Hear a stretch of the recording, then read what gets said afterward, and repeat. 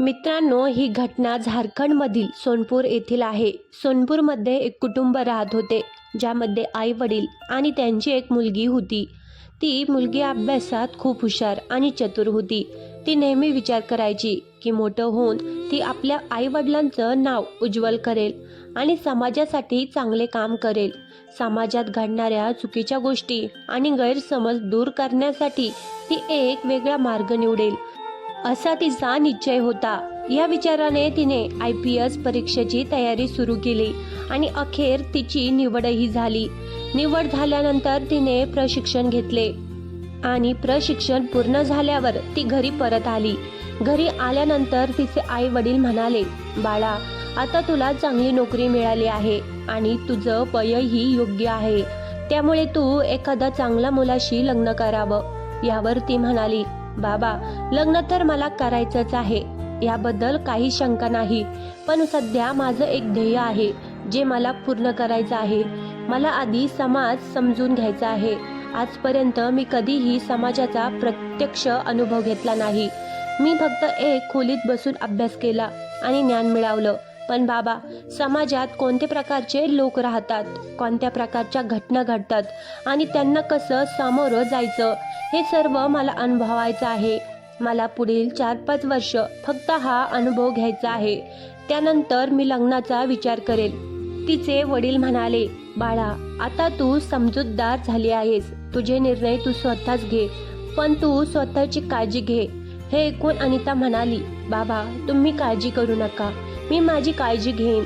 त्यानंतर अनिता तिच्या ड्युटीसाठी रवाना झाली. सोनपूरला तिची पहिली पोस्टिंग होती, पण ड्युटीवर जाण्याऐवजी तिने तिच्या खाजगी ड्रायव्हरला सांगितले, मला एखाद्या निर्जन ठिकाणी सोडा. ड्रायव्हर आधी थोडा संकोचला, पण तिने दिलेल्या आदेशाचे पालन केले. त्याने अनिताला शहराच्या एका निर्जन ठिकाणी सोडले. तिथे पोहोचल्यावर अनिता म्हणाली, माझ्याबद्दल कोणालाही काही सांगू नकोस. जर सांगितले तर समज तुझी नोकरी गेली. ड्रायव्हर घाबरून म्हणाला, मॅडम, तुम्ही निश्चित राहा, मी कोणालाही काही सांगणार नाही. त्यानंतर अनिताने आपले कपडे आणि रूप बदलले. तिने स्वतःला एक भिकाऱ्यासारखे तयार केले. साधे फाटलेले आणि जुने कपडे घालून मळकट अवस्थेत ती बाजाराकडे चालू लागली. थोड्या वेळानंतर ती पोलीस ठाण्याजवळ पोहोचली. तिने तिथे ठाण्याच्या आसपास फिरायला सुरुवात केली. पोलीस स्टेशनजवळ उभ्या असलेल्या काही कॉन्स्टेबल्सने तिला पाहून आश्चर्याने विचारले, अगं, इथे काय करतेस? कुठेतरी जाऊन दुसरीकडे माग, इथे त्रास देऊ नकोस. अनिता शांतपणे म्हणाली, तुमचे काम करा, मी कोणालाही त्रास देत नाहीये. हे बोलून ती ठाण्याच्या आसपास फिरत राहिली, जणू काहीतरी महत्त्वाचं शोधत होती. भिकाऱ्याच्या वेशात ठाण्याच्या परिसरात ती प्रत्येक गोष्टीवर बारीक लक्ष ठेवत होती. साधारणपणे 20-30 मिनिटांनंतर अचानक ठाण्याबाहेर गर्दी जमायला लागली. गर्दीच्या मध्यभागी अनिताने एका कॉन्स्टेबलला विचारले, साहेब, इथे एवढी गर्दी का जमली आहे? कॉन्स्टेबलने बेफिकीरने उत्तर दिले, एका मुलीचा मामला आहे. तिच्यावर बलात्कार झाला आहे. तिचे कुटुंब तक्रार घेऊन आले आहे, पण ज्याने हे केलंय तो एक श्रीमंत व्यापाऱ्याचा मुलगा आहे. मामला थोडा गुंतागुंतीचा आहे. हे ऐकून अनिताचे कान उभे राहिले. तिने पाहिले की गर्दीत मुलीचे कुटुंब रडत होते, तर आरोपीच्या प्रभावशाली कुटुंबातील लोक आपली ताकद दाखवत होते. अनिताने पोलिसांच्या नजरेतून बचाव करत ठाण्याच्या आत जाण्याचा प्रयत्न केला. ती आत पोहोचल्यावर अधिकारी चक्रावले. सब इन्स्पेक्टर रागाने ओरडले, अरे, हिला आत कसं येऊ दिलं? हा भिकारी इथे कसा आला? कॉन्स्टेबल घाबरून म्हणाले, साहेब, आमच्या लक्षातच आलं नाही ती कधी आत आली. हे समजलंच नाही. इन्स्पेक्टर साहेबांनी आदेश दिला, हिला काही खायला द्या, पैसे द्या आणि इथून हकलून लावा. आम्हाला आमचे काम करू द्या. कॉन्स्टेबलने अनिताला सांगितले, पहा, तू इथून जा. पैसे पाहिजेत का तुला? घे. खायचं असेल तर खा, पण इथे बसू नकोस. अनिताने त्यांच्या बोलण्याकडे दुर्लक्ष करून शांतपणे उत्तर दिले, साहेब, मला इथे थोडा वेळ बसायचंय.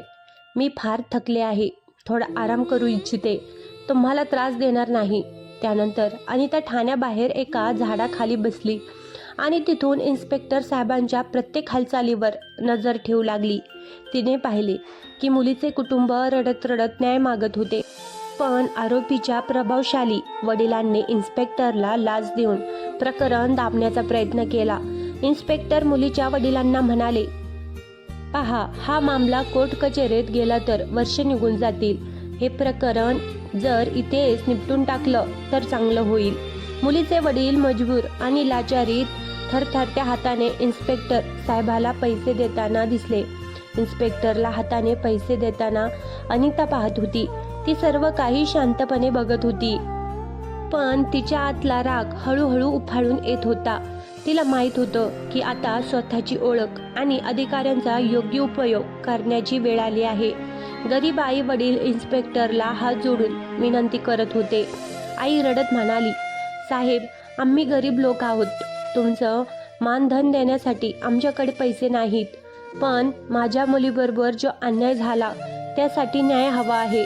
तुम्हाला फक्त एवढीच विनंती आहे, कृपया आम्हाला न्याय मिळवून द्या. इन्स्पेक्टरने त्याच्या बोलण्याकडे दुर्लक्ष करत एक थंड नजर टाकली आणि म्हणाला, पहा, कायदा सगळ्यांसाठी सारखाच आहे, पण इथे काम सहजासहजी होत नाही. तुम्हाला जे शक्य असेल ते करा, नाहीतर इथून निघा. दुसऱ्या बाजूला श्रीमंत पक्षाचे लोक, ज्यांनी आधीच दरोग्याला मोठी रक्कम दिली होती, ते हसत उभे होते. त्यामुळे इन्स्पेक्टरचं वर्तन पूर्ण बदललं होतं. आता तो श्रीमंत मुलाच्या कुटुंबाच्या बाजूने बोलू लागला आणि गरीब कुटुंबाला रागाने म्हणाला, तुम्ही लोक इथे गोंधळ करू नका. तुमचं काम संपवा आणि गप्प निघून जा. कोर्टात जायचं असेल तर जा, पण इथे तमाशा करू नका. गरीब वडील, जे आतून पूर्णपणे तुटले होते, म्हणाले, साहेब, आमच्या मुलीबरोबर अन्याय झाला आहे. आम्ही तुमच्याकडे न्यायाची अपेक्षा घेऊन आलो होतो, पण तुम्ही आम्हालाच ओरडत आहात. गरिबांना न्याय मिळणं एवढं कठीण आहे का? याच दरम्यान भिकाऱ्याच्या वेशात बसलेली IPS अधिकारी अनिता हे सर्व काही शांतपणे बघत होती. तिने पाहिलं की इन्स्पेक्टर कसा श्रीमंताच्या पैशाच्या मोहात पडून गरीब कुटुंबाला त्रास देतोय. तिच्या डोळ्यात रागाची ठिणगी पेटली होती, पण ती अजूनही शांत राहिली. इन्स्पेक्टर गरीब कुटुंबाला म्हणाला, तुम्ही लोक घरी जा. तुमच्या प्रकरणाचा नीट तपास करून लवकरच रिपोर्ट तयार करतो. गरीब वडील भावूक होऊन म्हणाले, साहेब, आम्ही तुमच्यावर विश्वास ठेवतो. आम्हाला फक्त आमच्या मुलीसाठी न्याय हवा आहे, बाकी काही नाही.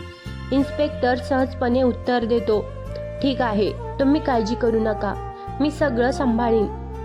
पण जसे गरीब कुटुंब ठाण्यातून बाहेर पडलं, इन्स्पेक्टर श्रीमंत व्यापाऱ्याकडून पैसे घेतो आणि त्याच्या बाजूने कारवाई करण्याची योजना आखतो.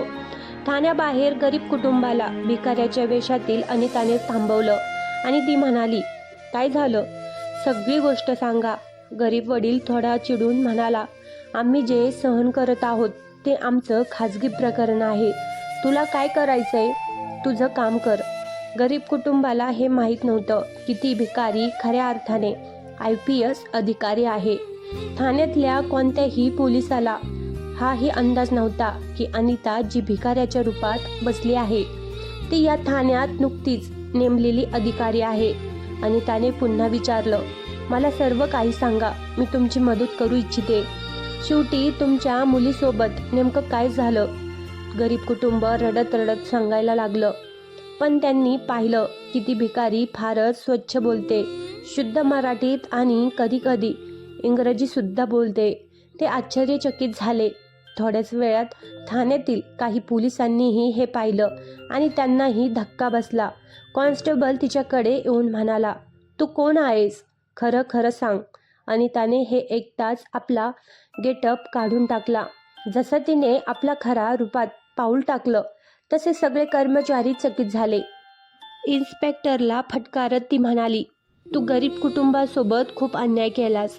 मी स्वतः माझ्या डोळ्यांनी तुझे सगळे कृत्य पाहिले आहे. आता तुझ्या विरोधात कठोर कारवाई होईल.